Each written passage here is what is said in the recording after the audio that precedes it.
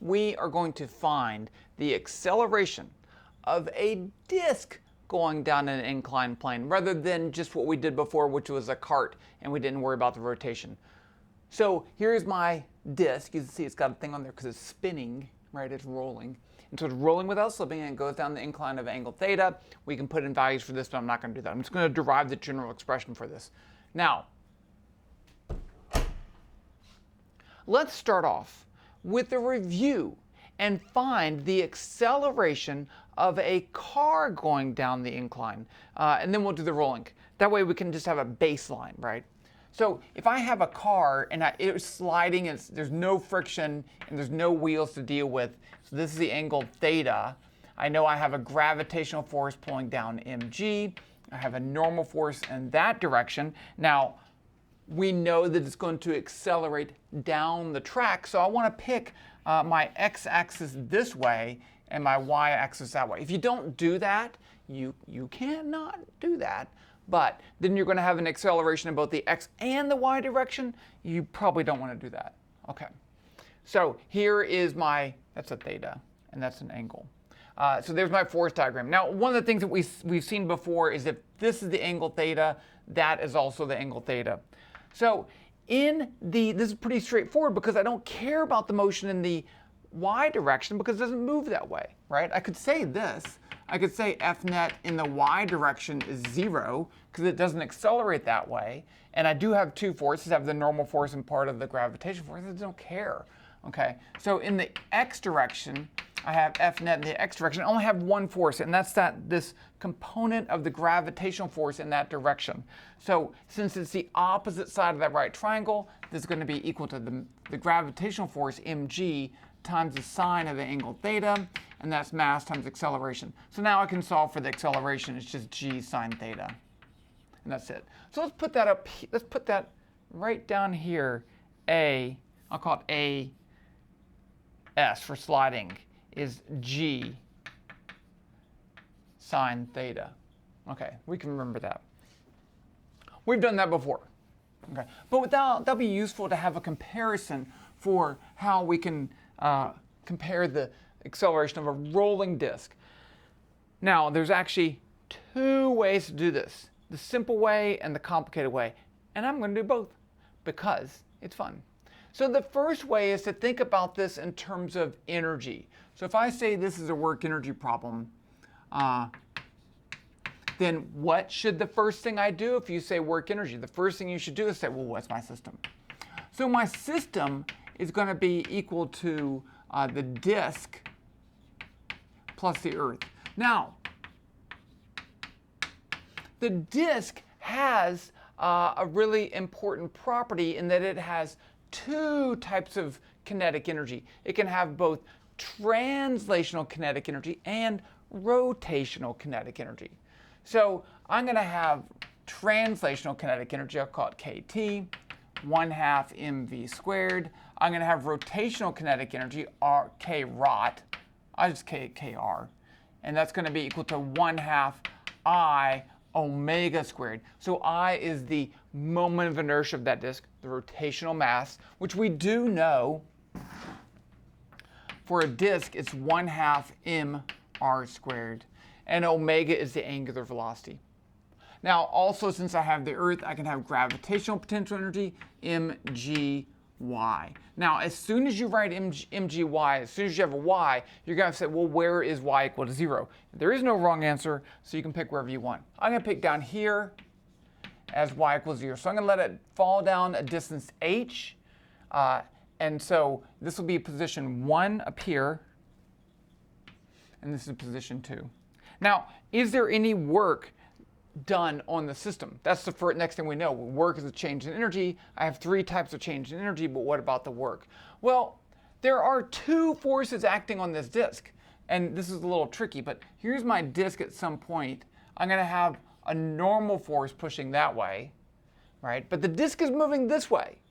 So there's no work done by that because the work is F delta R cosine theta. The angle between F, the normal force here, and the displacement is 90 degrees. Cosine 90 is 0. there's another force, and we'll look at this force in a little bit, but there's also a frictional force. You know, if you take that disc and let it go down a frictionless thing, it's not going to roll, it's just going to slide. So there has to be a frictional force on that. But the frictional force doesn't do any work. And that's because the contact point keeps changing. So the friction is at the point of contact. So the delta R for friction is 0. That one's a little bit tricky to see, but it doesn't actually do any work on the system. Okay. So we have no work done. We have 3 types of change in energy. Let's just write it down. I'm going to release it from rest, and I want to find its velocity down here. So 0, no work done, delta K translational, delta K rotational, delta U. So let's put in what we know. That's going to be 1/2 mv2 squared minus 1/2 mv1 squared, right? Change in translational kinetic energy, plus 1/2 I omega 2 squared minus 1/2 I omega 1 squared plus mgy2 minus mgy1. That looks like a lot, but 3 of those things are 0. 3. So up here it starts from rest and it's not rolling. So V1 is 0, omega 1 is 0. So let's just cross those out. 0, 0. And down here at the bottom, it has a y value of 0, but the way we define gravitational potential energy, that's 0. Okay, so now I have the following: 0, 1/2 mv2 squared plus 1/2 I omega 2 squared plus mgh, right? That's my initial height up there is h, and I just picked that. Now we can use something else. I could go ahead and put in, no, I'm going to leave it, h. So now, excuse me, what I'm going to do is to assume it is rolling and not slipping. In that case, we know there's a relationship between the velocity v and the angular velocity omega. Remember our relationship for that case, say that v is omega r, where r is the radius of the disk. Or I'm going to write this as omega is v over r. So over here I can put in v squared over r squared for omega squared. And I can put in this for I. So if I do that, I get 0 equals 1/2 mv2 squared plus 1/2 m r squared. That's my moment of inertia. And then for omega squared, I have v squared over r squared plus mgh. So you'll notice here that every term has a mass. So I can divide both sides by the mass, cancel, cancel, cancel. Also, I'm going to cancel in a different color. Here I have r squared over r squared, cancel, cancel. So now I have 1/2 v squared plus 1/4 v squared. So this is going to be equal to 3/4 v squared, right? 1/2 plus 1/4. This is 2/4 plus 1/4 is 3/4. You know how to add fractions. And then I have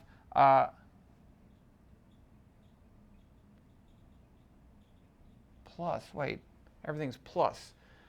Final, initial, final, initial. Oh, this is, okay, I got that backwards.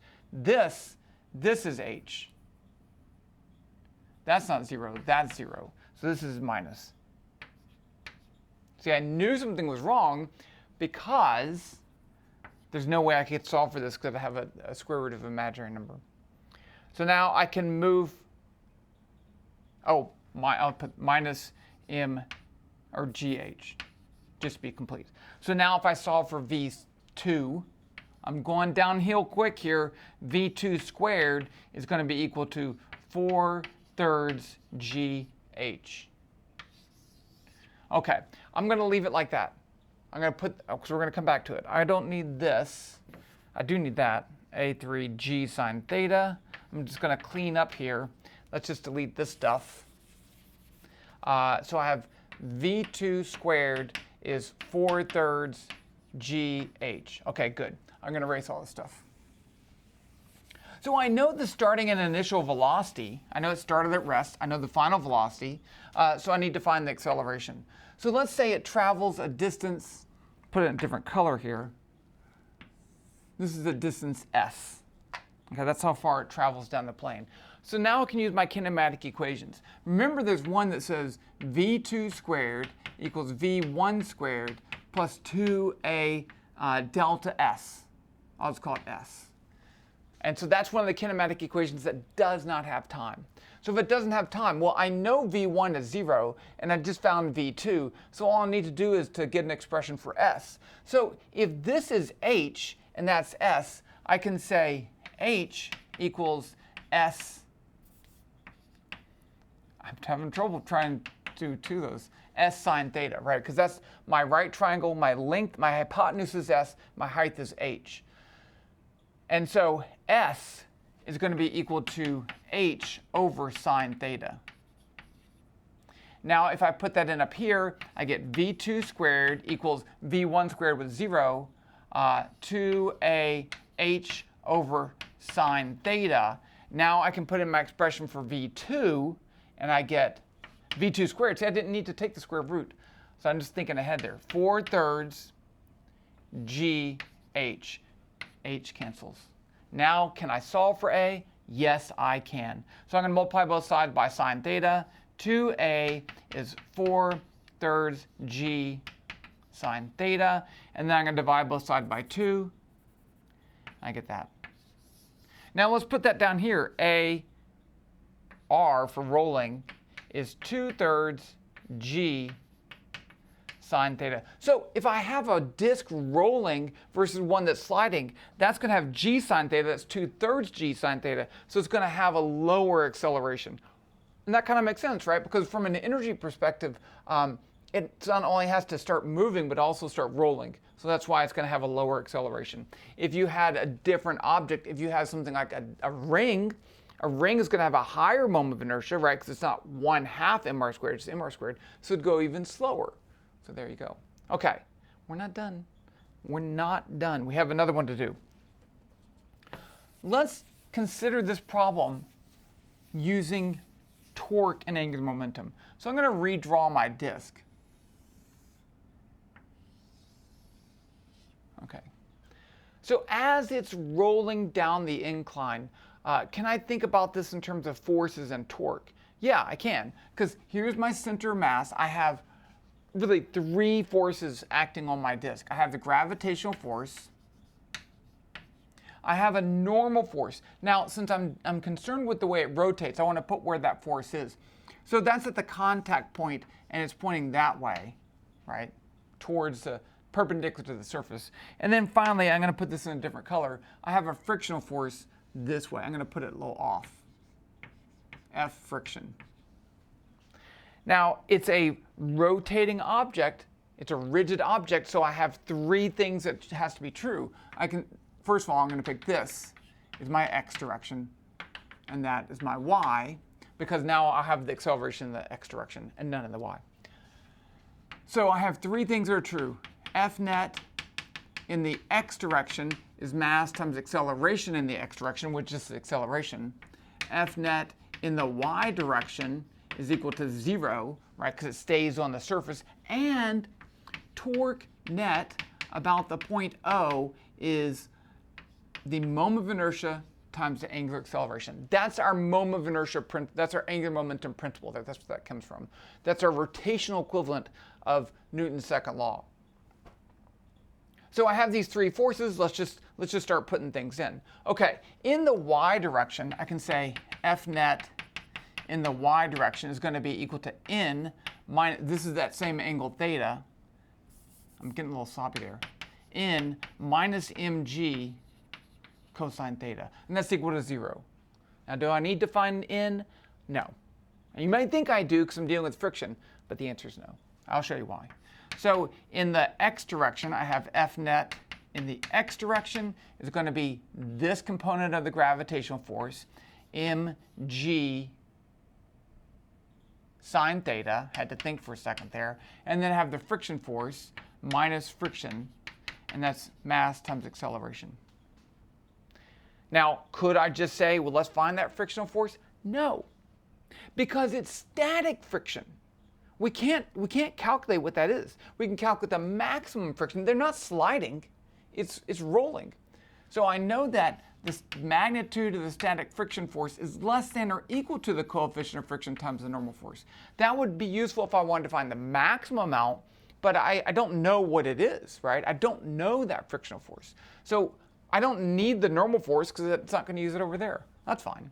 So, but I do need that. Now, I do have one more equation over here, the torque equation. So this is going to rotate about its center of mass. So we're going to use that as the point O. So the torque net about point O. Well, what forces are there? Remember that we can calculate torque as Fr sine theta. So this force right here, the gravitational force, passes through that point. So R is 0. So there's no torque by gravity. Also, the normal force passes through that point. So R for that force is 0. There's no torque by that. So we only have torque by this one. Now, technically this would be a counterclockwise. I'll do it as a counterclockwise torque, or clockwise. So that's negative. We call clockwise negative.